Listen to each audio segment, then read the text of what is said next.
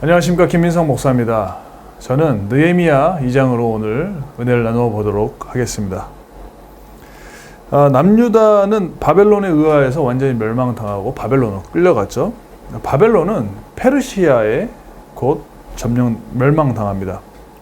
페르시아는 바벨론과 달리 지배했던 민족들을 자치를 인정해 주었습니다. 그래서 특히 페르시아의 고레스 왕은 칙령을 내려서 자기네 나라로 잡혀온 민족들이 자기네 땅으로 돌아갈 수 있도록 자비를 베풀어 주었습니다. 유대인들은 1차, 2차, 3차에 거쳐서 이렇게 포로가 이렇게 귀환되어졌습니다.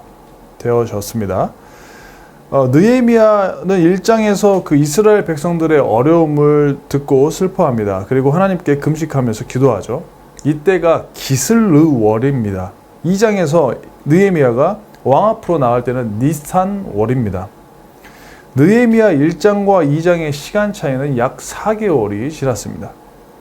4개월을 기도하고 고민할 때 그 페르시아의 아닥사스다 왕은 느헤미야에게 물어봅니다. 야, 너 표정이 왜 그러냐? 자칫하면 여기서 삐끗하면 목숨이 위태롭죠. 왜냐하면 왕의 심기를 건드리면 안 되니까요. 왕을 결코 이렇게 화나게 해서는 안 되니까. 느헤미야는 조심스럽게 우리 조상들의 성읍이 무너졌고 이게 성문이 불타버려가지고 마음이 아프다, 힘들다 이렇게 담담하게 이야기를 합니다. 그 말은 들은 왕은 화내지 않고 느헤미야에게 또 이렇게 물어봐 주죠. 그래서 뭐가 필요하냐 이렇게 물어봤더니 느헤미야는 잠깐 하나님께 기도하고 뭐 이런 저런 게 필요합니다.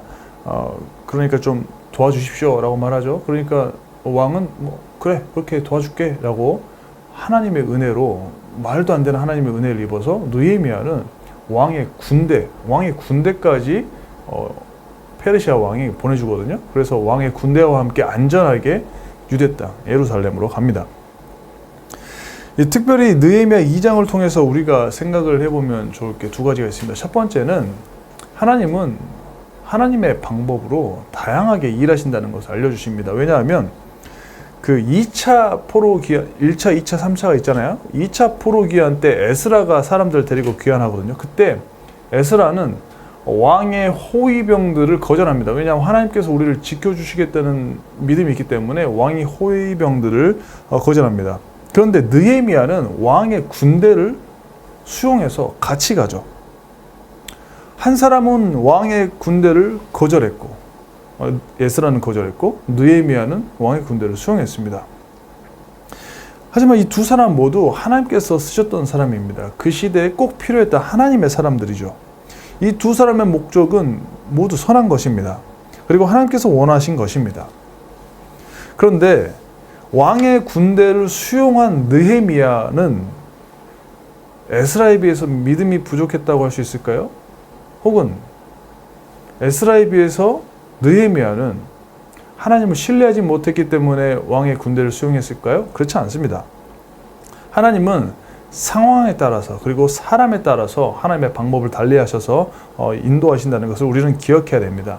특별히 한국교회에 이런 이상한 문화가 있는데 병에 걸리면 약을 먹거나 병원에 가는 것을 좀 뭔가 믿음이 없는 사람처럼 취급하는 이상한 문화가 있습니다. 그렇지 않습니다. 다리가 부러지면 정형외과에 가서 엑스레이를 찍고 약을 먹고 다리를 붙여야죠. 수술할 필요하면 수술을 해야 되고, 마음이 아프면, 마음이 부러지면 심리치료센터에 가서 약물 치료도 받고 상담 치료를 받아서 마음을 다시 붙이면 됩니다. 병이 났을 때 아무것도 하지 않고 기도와 믿음만으로 낫는 것이 물론 그런 사람도 있겠지만 이것을 결코 일반화해서는 안 됩니다. 이것만이 건강한 믿음이고 저것은 틀린 믿음이라는 생각을 해서는 안 됩니다. 느헤미야와 에스라 모두가 하나님의 방법대로 하나님의 뜻대로 움직였던 하나님의 사람들입니다. 하지만 느헤미야는 왕의 군대를 수용했고 에스라는 거절했던 것처럼 똑같이 하나님의 사람이지만 하나님께서 일하시는 방법은 다르다는 것을 기억하십시오. 그리고 동시에 느헤미야도 움직이기 전에 기도했고 에스라도 늘 하나님께 기도했던 기도의 사람이라는 것도 기억하면 좋을 것 같습니다. 두 번째, 느헤미야가 왕의 군대와 함께 예루살렘에 갔을 때 가자마자 곧바로 막 성벽을 다시 재건축한 건 아닙니다. 아니, 못했습니다. 18절을 보면은 느헤미야가 지금까지 어떤 기적적인 일이 일어났고 하나님께서 어떻게 도와주셨는지를 백성들에게 잘 이야기를 해줍니다. 예루살렘에 거주했던 사람들은 그렇게 폐허는 아니겠지만 어느 정도 성벽은 있긴 있었거든요. 그 중간중간이 무너지고 문이 불탄 거니까. 그래서 어느 정도 이렇게 완전히 박살난 건 아니지만은 늘 외세의 침입에 시달리고 있었습니다. 그런데 그런 위협 속에 살면서도 예루살렘 사람들은 거기 그냥 적응이 된 겁니다. 그래서 굳이 귀찮은 성벽을 꼭 세워야 되나 하는 이런 싶은 마음이 있는 거죠. 그래서 느헤미야가 성벽 세우자고 했을 때 그렇게 적극적으로 동참하지 않았던 겁니다. 느헤미야에게 구구절절 이야기를 들은 다음 그제서야 일어나서 성벽을 재건하는 데 동참합니다. 여러분, 어쩌면 우리의 삶도 이 예루살렘 주민들과 같은 상태일 수 있습니다. 하나님께서 주신 보호벽이 있습니다. 하나님께서 주신 은혜의 울타리가 있습니다. 이 울타리가 완전히 사라지진 않았지만 약간 허물어져 가지고 이 틈을 통해서 원수들이 침범할 여지가 있는데 그냥 여기에 그냥 적응이 돼버린 거예요. 그래서 그냥 가끔씩은 무너지기도 하고 넘어지기도 하고 치이기도 하는 게 적응이 되어서 하나님께서 원하시는 원래의 방향과 하나님께서 원하시는 그 뜻대로 걸어가지 않아도 아무렇지도 않는 그런 상황 속에 우리가 놓여 있을 수 있습니다. 하지만 오늘은 한 번쯤은 돌아봤으면 좋겠습니다. 과연 내 삶 속에 어떤 부분이 무너져 있는가? 내 마음 가운데 어떤 부분이 불타버렸는가? 기초부터 하나씩 이렇게 세워갈 수 있도록 오늘은 한번 돌아봤으면 좋겠습니다. 마지막 세 번째로, 여러분이 이렇게 시도하려고 할 때 반드시 방해꾼이 나타납니다. 도비야와 산발랏이라는 방해꾼이죠. 느헤미야가 백성들을 격려해서 성벽을 건축하려고 할 때 이 방해꾼들이 나타납니다. 조롱합니다. 마찬가지로 우리가 우리의 삶을 다시 한번 세우려고 하고 하나님께서 주신 사명과 소명을 다시 확인하려고 하고 하나님께서 주신 길로 걸으려고 할 때, 하나님의 은혜의 울타리를 세우려고 할 때 반드시 우리 삶에는, 우리 영적인 삶에는, 신앙생활에는 방해꾼이 찾아옵니다.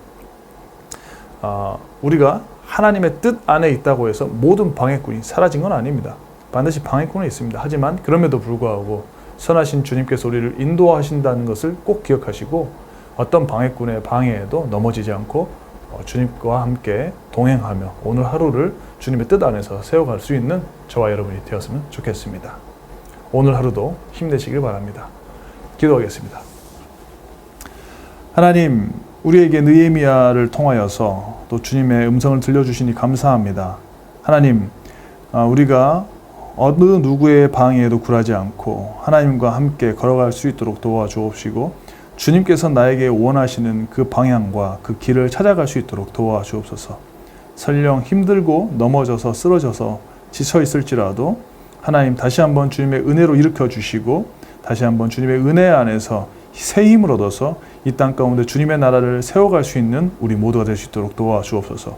오늘 하루도 주님께 맡겨드립니다. 우리를 구원하신 우리 주 예수 그리스도의 이름으로 기도합니다. 아멘. 주님의 마음이 있는 곳, 주님의 시선이 있는 곳, 내가 있기 원하네.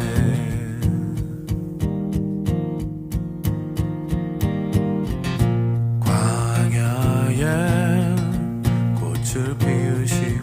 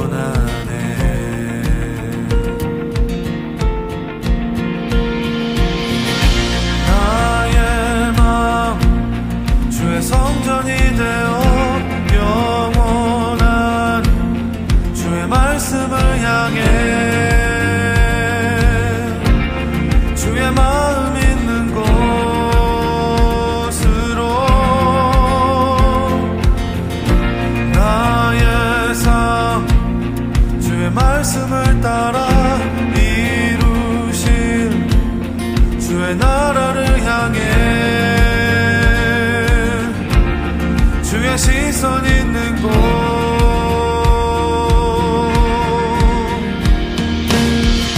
주님의 마음이 있는 곳 주님의 시선이 있는 곳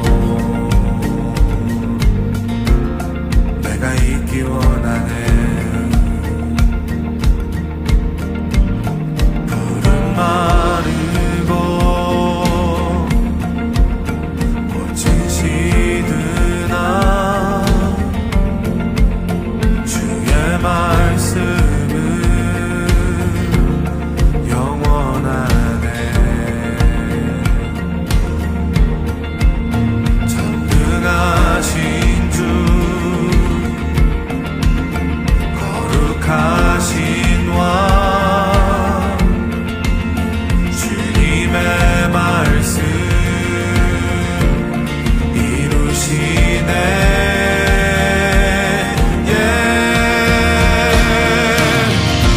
나의 맘 주의 성전이 되어 영원한 주의 말씀을 향해 주의